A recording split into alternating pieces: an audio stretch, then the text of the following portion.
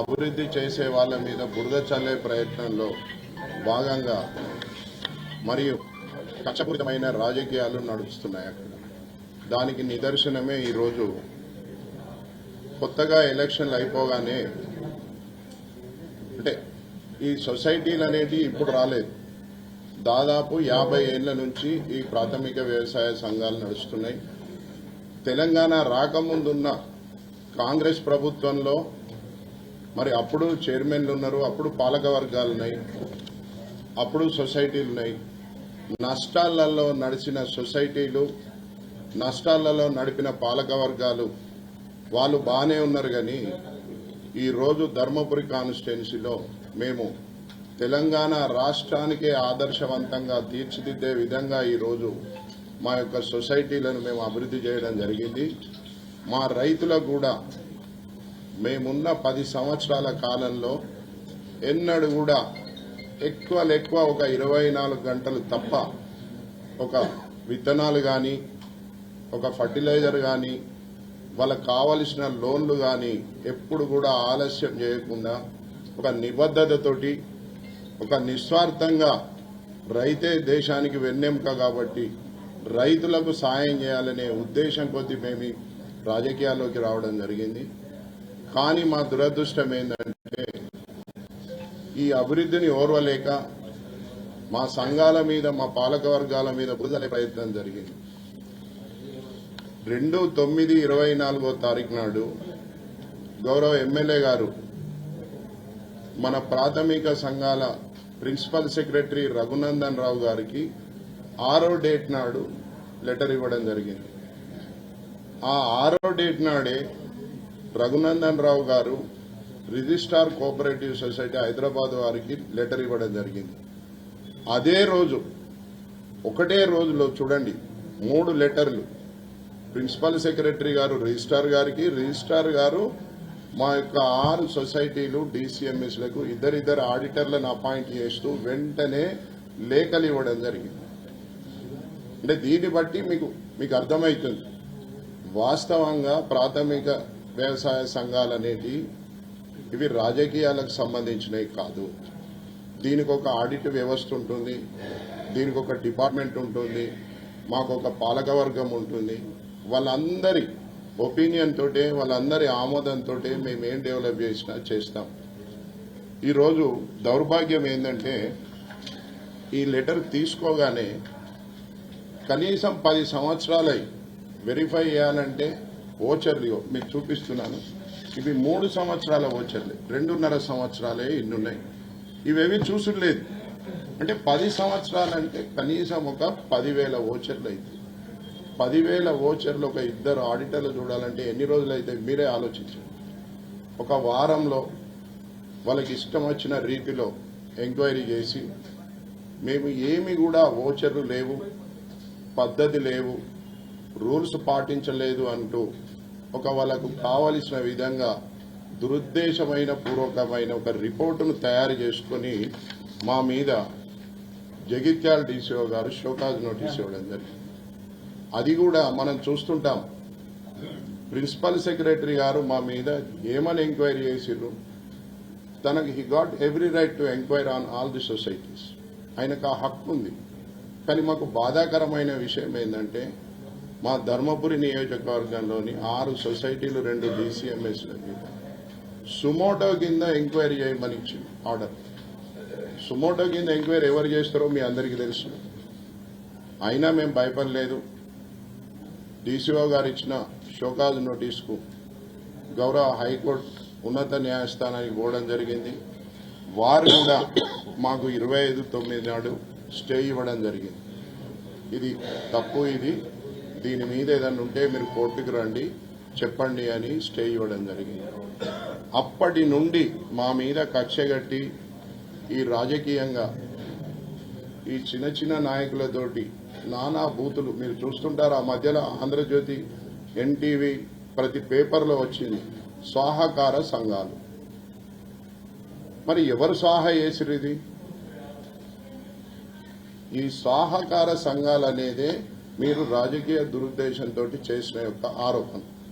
మరి ఇప్పటి వరకు 9వ నెల నుండి ఈ రోజు వరకు మేము జనరల్ బాడీ మీటింగ్ పెట్టి ఆ డీసీఓని రమ్మంటే కూడా ఆ డీసీఓలు రాలేదు.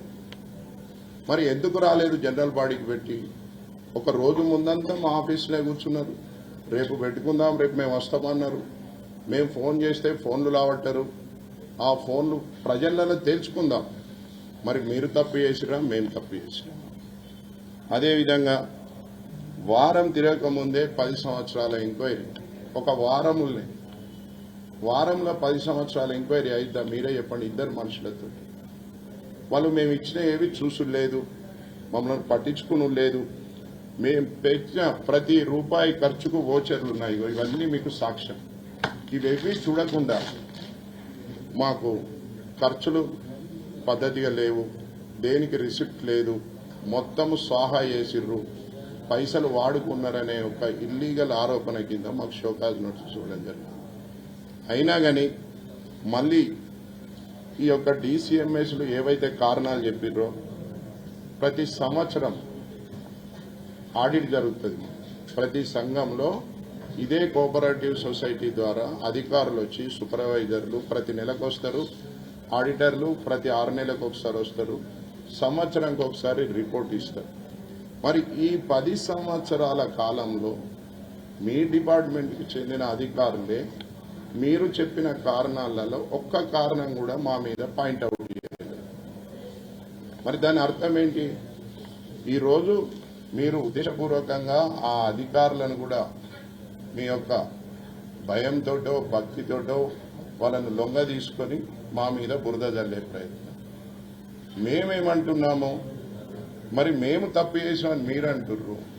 మరి మాకు ఆడిట్లో ఉండి ఆ సంబంధిత డీసీఓలు మమ్మల్ని గైడ్ చేసి ఈ విధంగా ఖర్చు పెట్టండి అని ఇచ్చిన జీవోలు ఉన్నాయి, లెటర్లు ఉన్నాయి మాకు. మరి వాళ్ళ మీద ఫస్ట్ చర్య తీసుకోవాలి. ఎందుకు?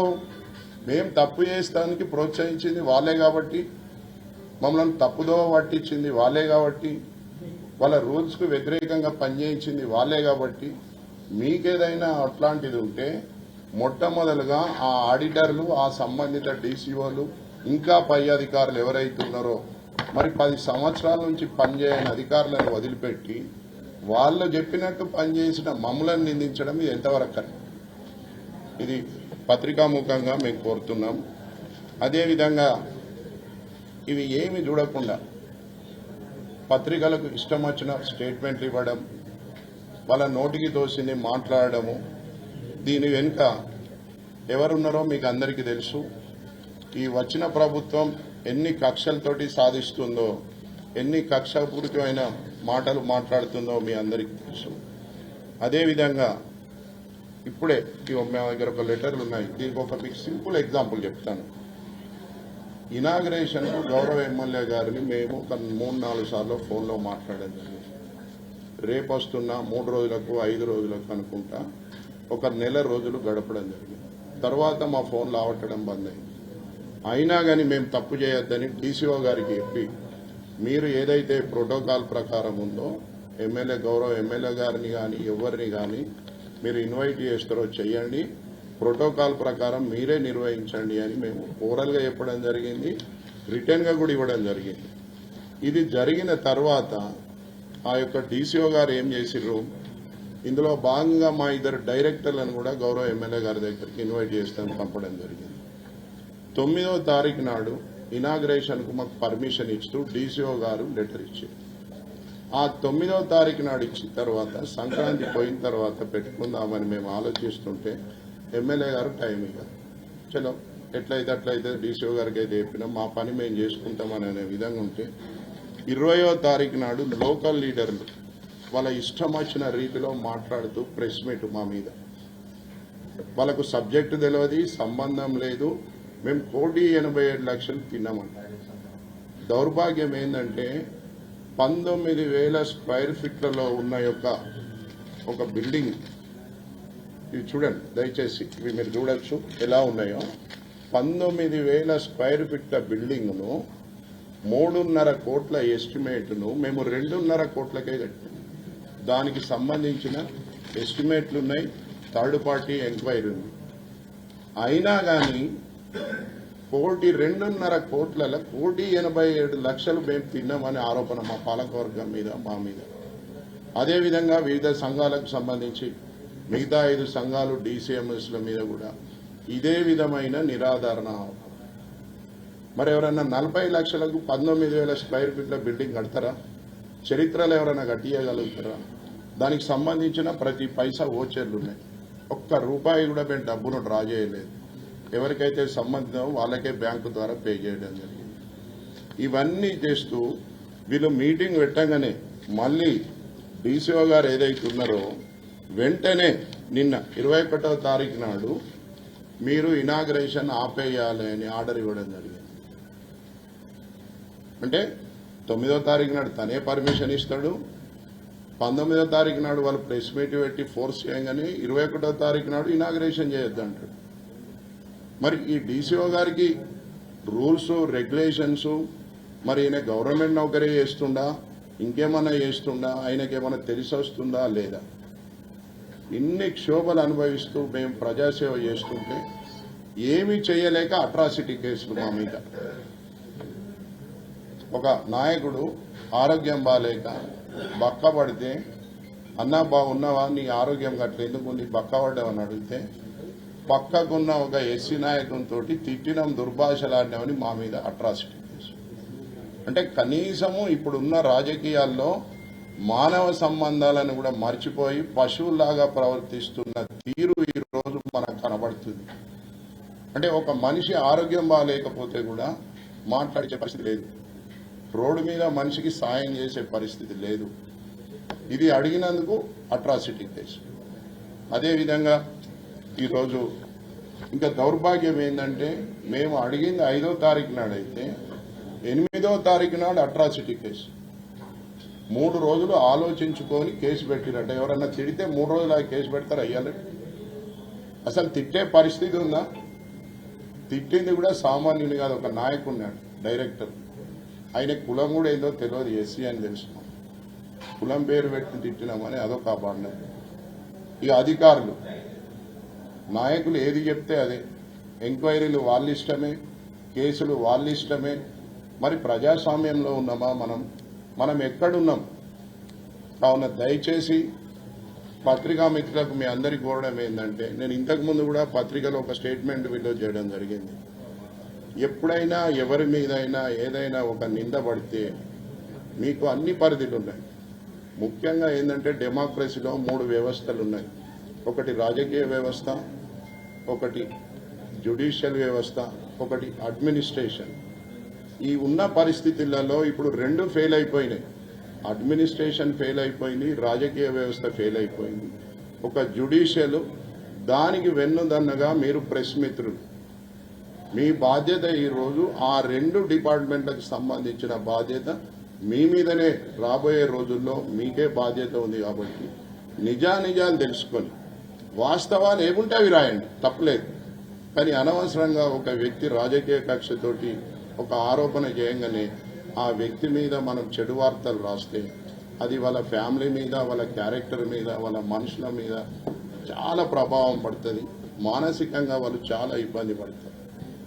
మిమ్మల్ని తప్పు రాయమని అంటలేం, మీకు ఎంక్వైరీలో ఏది కరెక్ట్ తేలితే అదే రాయండి అని మీ అందరినీ కోరుతూ, మాకు జరిగిన ఈ ఇబ్బందిని మీరు ప్రజలకు తీసుకెళ్తారని ఆశిస్తూ ఈరోజు మాకు సహకరించిన మీ ప్రతి ఒక్కరికి కూడా హృదయపూర్వక నమస్కారాలు తెలియజేస్తూ, ఇదిగోండి కోర్టు కూడా, గౌరవ హైకోర్టు కూడా మీరు చేసేది ఏదైతే ఎంక్వైరీ ఉందో అది చట్ట విరుద్ధమని ఆర్డర్ ఇవ్వడం జరిగింది. దీని కాపీ కూడా మీకు ఇస్తాం. అందుకనే నేను ఇందాక ఏమన్నా, మన 3 వ్యవస్థల్లో 2 వ్యవస్థలు ఫెయిల్ అయిపోయినాయి. ఇక మాకున్నది మీరు కోర్టులే. దయచేసి మీరు కూడా కొద్దిగా నిజానిజాలు తెలుసుకొని ప్రజలకు తీసుకెళ్తారని ఆశిస్తున్నాను. నమస్కారం.